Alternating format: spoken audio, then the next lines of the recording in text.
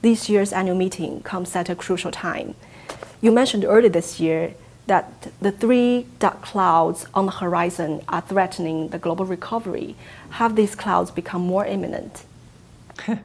I think the sun is still shining because we have a pretty solid economic growth compared with the average global growth we had in the last decades and in the last 4 decades, actually.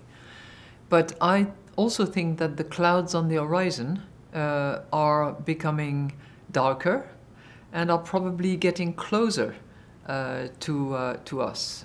And I think that it is still very much time to fix the roof when the sun is still shining. And there is a sense of urgency that I hope all policymakers will have to actually address those issues and prevent the further materialization of those risks that we have identified. What will be the issues that the IMF will bring to the meetings in Indonesia? There are plenty of issues to be debated. I'm certain that trade and international trade and the benefit of it will be on the agenda.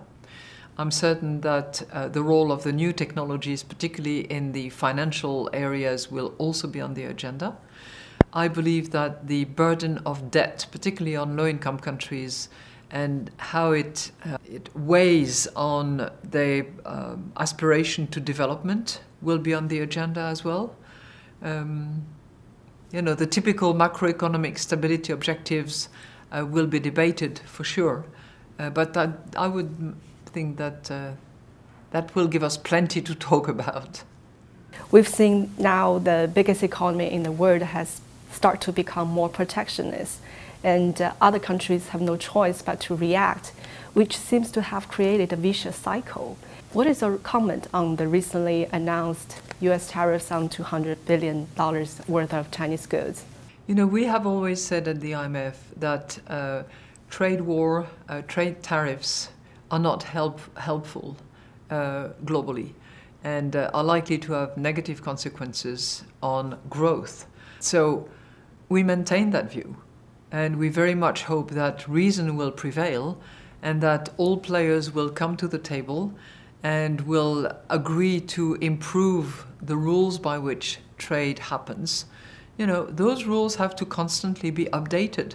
There is not enough to actually free up and facilitate the trade of services.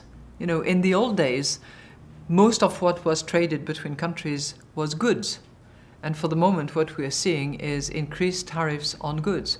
But the key trade of the future will be services. And as we move into a more digital world, where the future of work will also be different and manufacturing processes will evolve, we need to constantly update those rules.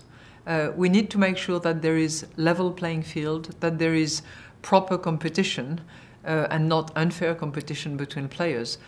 Everybody needs to look at those issues, but it needs to be done together. That's really what we will continue to argue as a case for more international trade, more openness, and more benefits. What can be done to bring US and China back to the negotiation table?